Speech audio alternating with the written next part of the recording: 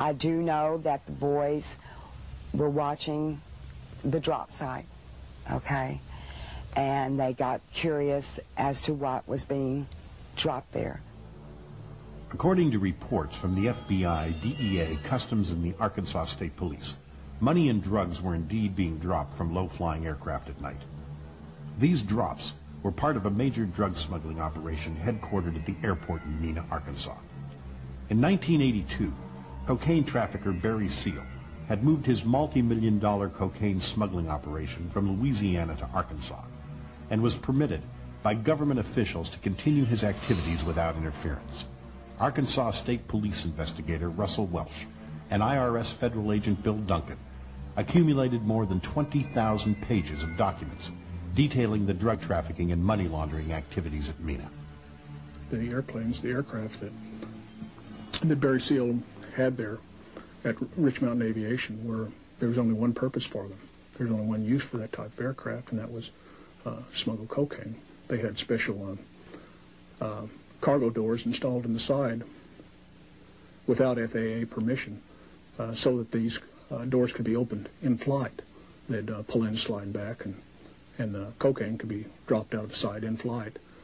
Indictments were prepared against 29 individuals and presented to a federal grand jury in 1986. Barry Seal was scheduled to testify in Arkansas when suddenly he was gunned down. Bill Duncan and I interviewed Barry Seal less than 2 months before he was killed, and he was served with a subpoena at that time. He was under subpoena to come to Arkansas and testify before the grand jury here when he was killed. 20 other witnesses were scheduled to testify, but only 3 were allowed to appear before the grand jury. 2 of those witnesses were barred from presenting any evidence. As expected, the grand jury was shut down and no indictments were issued. The drug smuggling activities continued after Seal's death. To date, a total of 9 separate state and federal investigations into Mena have been shut down.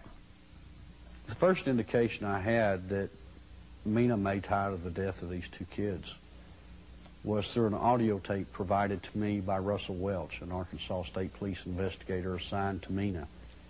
The tape was of a confidential informant inside the Federal Corrections Facility. That tape would allege that Don Henry and Kevin Ayers were killed because of a connection to Mena, Arkansas. An actual report was generated by Saline County Sheriff's Office in 1987 and in 88 of people complaining of the planes flying over the tracks at approximately 100 feet above ground level with their lights out at night. One of the pilots who had been involved in the Mena drug smuggling operation, when interviewed by John, indicated the area where the boys had been murdered was indeed a drop site location known as A12. He described to me an aerial view of the tracks. If you were coming in from the west, flying to the east toward Little Rock, he described a mountain to the right and flying over a set of railroad track lights that govern the trains. The thing about these lights, they stretched across the tracks. The train drove under them. Then he said you could see a runway, a small runway to the left, appeared to be private, and then a beacon on top of a building to the right, and then you would know to make the drop. I have interviewed 5 pilots, 4 of which can verify the A12 location being the tracks just west of Little Rock, Arkansas, where these 2 kids' bodies were found. Thanks for joining us tonight on American Investigator. This is our final segment, so please make your calls brief. Let's go back to the phones. Jerry in Huntington, Arkansas. Go ahead, you're on the program. Is there any connection, Mr. Brown, between this drug operation in Mena and the death of the 2 young boys on the railroad track that were murdered and were ruled accidental death by the state medical examiner, Fannie Malik? There have been some allegations, I think is what the caller's talking about, that they had stumbled on an airdrop that was in transit from Mena to Little Rock.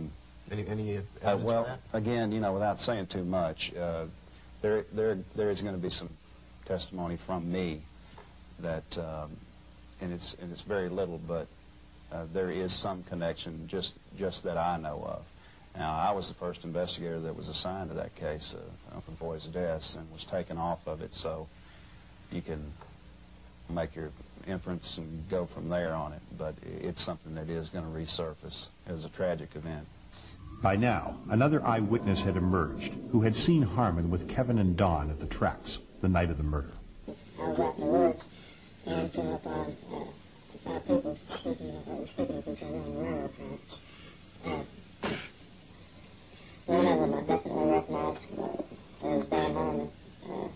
The other, the rest of them are not as positive, but I'm definitely 100% sure one was Dan Harmon. And they stood there talking for about 20 minutes, and then I noticed 2 more people, Kevin and Dawn, walking on the railroad tracks. They noticed that there was someone else on the tracks and stopped and hesitated. After confirming the truthfulness of the witness, the FBI offered to place the witness in protective custody and instructed John to turn over all of his information to them, promising to solve the case before the end of 1994. The FBI also stated that Chuck Banks would be charged with obstruction of justice, which prompted Gene Duffy to come out of hiding. In June of 1994, Gene and John Brown met for the first time. During that meeting, she would share with me all of her files. At that time, I realized why I had not been allowed to look at the 1990 federal grand jury investigation that was conducted during the time frame she was still in Arkansas. It was then I realized why she was really run out of town. It was real shocking to find out that what Gene Duffy found in 1990 were the same things I was finding in 1994. Drug trafficking that involved political figures, law enforcement officers, involved in the cover-ups of deaths. 4 years later, separately and independently from anything she ever done, I tracked almost the same thing identical that she did. Right straight to law enforcement personnel, right straight to the state capitol. At the Arkansas state capitol, Governor Clinton shared an adjoining office with state drug czar Robert Shepard. Shepard, a former sheriff from Dan Harmon's district, was appointed by Clinton to lead Arkansas's so-called war on drugs. On at least 3 occasions, Shepard attempted to suppress investigations into Kevin and Dawn's murders. In 1990, Shepard paid a visit to U.S. Attorney Chuck Banks to persuade him that Gene Duffy should be ignored. In 1993, Shepard told John Brown that his career would be better off if he concentrated his efforts elsewhere. And in 1995, FBI agent Phyllis Cornyn reported that Shepard had attempted to interfere with the case. The fact is, we know who killed these kids. The problem is now, how long are we going to wait?